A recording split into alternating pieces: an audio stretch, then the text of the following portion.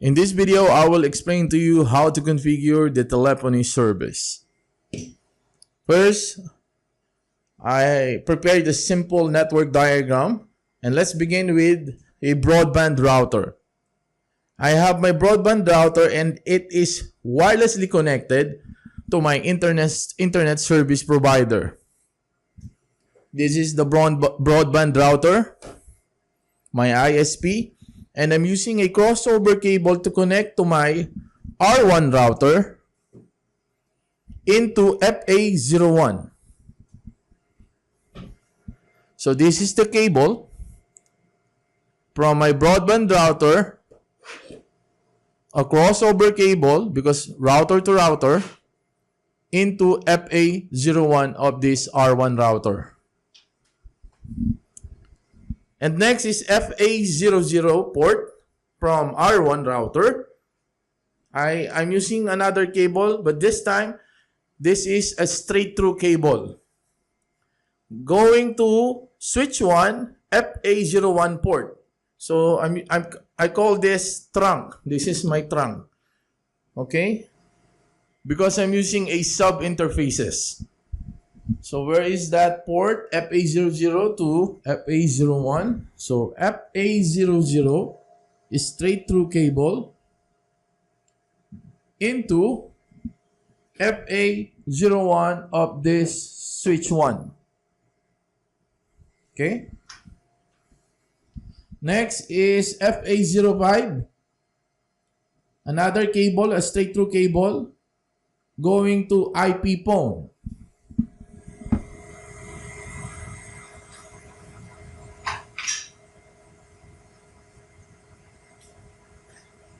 So we will connect this cable, straight through cable, into FA05 of this switch 1.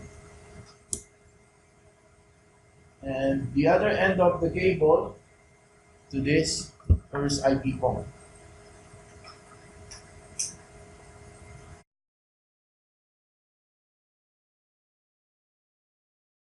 But there's only two labels there. Switch, SW, and PC. So meaning SW for the switch and PC for personal computer or laptops if you're using laptop.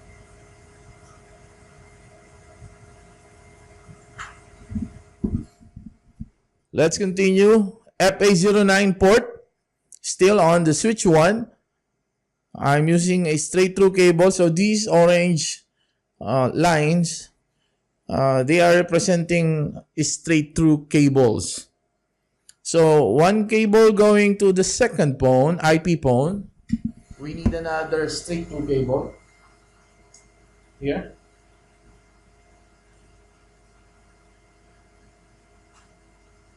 And this is connected to FA09. There you go. You hear that sound, clicking sound. And to the second phone, our IP phone, 7960. This is a power over Ethernet.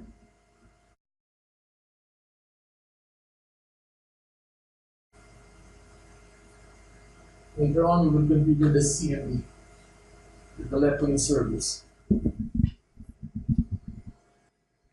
And next, FA013, one cable again, straight through cable to our local area network of this laptop. We are using this connection to transfer TFTP files. Like, like for example, the firmware files or other necessary files we need. And console cable, wait. The FA013, this is the FA013, and this is the straight through cable going to our local area network of this laptop. And one cable, this is a console cable. I already discussed the console cable, and it is connected directly on the back of this switch, the 3560 switch. I'm consoling directly to this particular switch and telnetting, vice versa on these devices. And we are using the IP address, static IP address for that, 192.168.30.100.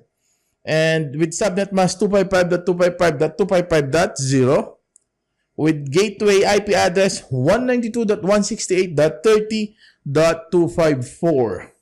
And if you can remember, .30 is our management VLAN. I'm using Telnet, as I've said, but if you don't want to use Telnet because it transferred clear text, unsecured environment, then you can use SSH instead of Telnet. Let's go and configure the telephony service up next.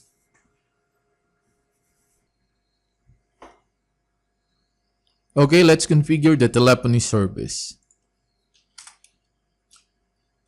So I'm here now in my router 1. Configure terminal. But before that, I want to show you if we have a telephony service. So show telephony service. We don't have telephony service yet enabled. So what we are going to do is we need to enable the telephony service. Okay, and I will show you the version that I'm using, the CME version that I'm using.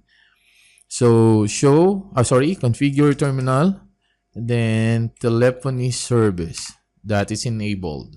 Okay, that enabled our telephony service. So exit from there, type end, and I'm gonna type again show telephony service, and there you go. You see that it is enabled, and we have a version number 8.6. This is a CUCME, Cisco Unified Communications Manager Express. Let's go and go back to our configure terminal and configure this telephony service step by step. Okay, you want to see question mark what's inside of this telephony service, you just hit the question mark. Those are available options we can use. So I'm gonna start with max E phones, and question mark. So to see how many supported or maximum phones to support, that is 1 up to 42. And the DN, okay, the directory numbers, question mark, we have up to 144. Remember, the maximum number of phones or DNs, directory numbers, they are dependent on the model of the router. Okay, so if you are using your own router, please check the documentation of your router. In my case, I'm using a 2811 ISR router, first generation. So my phones, my router supports for my ePhones up to 42, and for my max DN or directory numbers supports up to 144. Okay, sometimes you will see DNS. That's not stands for domain name system. So DNs and with S meaning directory numbers. Okay, so going back to max ePhones, okay, and I will choose number 5. Here I will enter number 5 to save some memory space because I need only 2. I mean 2 phones can register with the system to my router. So 5 will be enough for me. Okay, and the DN max DN is 10. Number 10. Next command is keep alive. 1 minute 60 seconds. Meaning our Cisco 7960 IP phones will send keep alive messages every 60 seconds. And after 3 miss, the 3 miss keep alive, the 2811 router, ISR router, my router, will declare the Cisco 7960 IP phone is dead. Okay, which is equivalent of 180 seconds. Meaning the router did not hear for 180 seconds period of time, that IP phone will be declared dead. Okay. All right. Next command, system message. I'm gonna use ABC company. All right, company. I hope I spell it right. Company. This letter A is spelled out. Company. All right. The system message display a text message at the bottom of the IP phone on the screen. Okay, that is the purpose of that. Hit the enter key, and let's create the CNF files. And do not forget the IP source address.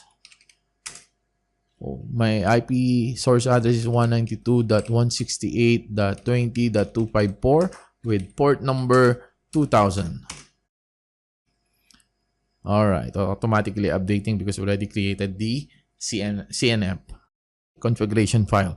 So what is the purpose of that source address? This source address and the port number. This command recognize the IP address, this IP address and port number 2000, through which IP phones communicate with a CME router to our router. And actually, the best option for source address is to use a loopback interface or loopback address. Going back to your CCNA days, we know the loopback interfaces are always up. So that's the reason why, okay, the best option for source address is the loopback interface. But here in my network scenario, I'm going to use my VLAN 20 sub interface, the gateway or address, IP address, the 192.168.20.254. Okay. And next command, finally, we need to load the firmware files or firmware file for our specific 7960 IP phones. First, I'm going to type load and question mark to see if there is 7960 because I need that 7960. 7960, 7940, why they are combined? Because they shared the same firmware file. So I'm going to type the 7960-7940 and oops, I need the TFTP server.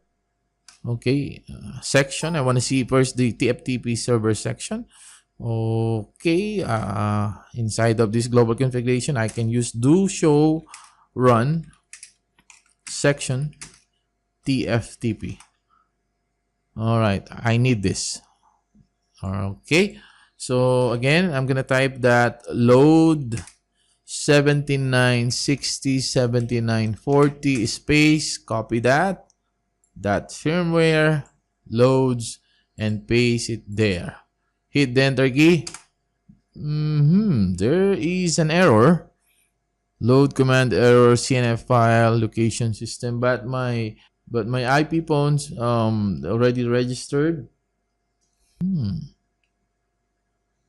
I think the best here is to reload my switch. Wait, I'm gonna save it and reload the switch.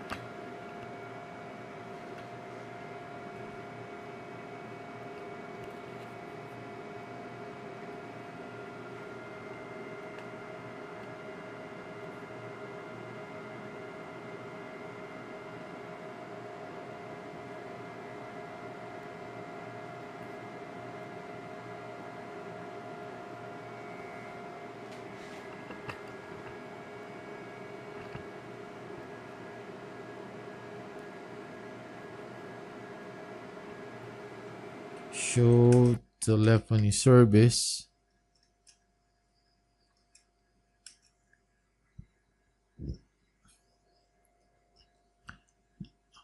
Let's see the configuration. Max EPON, Max DN. I have my firmware there, and also the IP source. Okay, so comp T telephony service. Once again, although I already created, just want to sure CNF files. Why I'm having an error? Oh, clock is not set or synchronized because I just restarted. Okay, so now it's already created July 19, and it's 1:04. It's okay, the time is okay. It will be all right later because I just restarted the router. Okay, show NTP question mark status, and it's synchronized. As you can see, it's synchronized. Stratum 2. Let's see, show NTP association. All right, this is our server, NTP server. So I think it's okay. We don't have to do anything now. We'll just configure the final set of the this series. Up next, EPON and EPON DN configuration. That's next.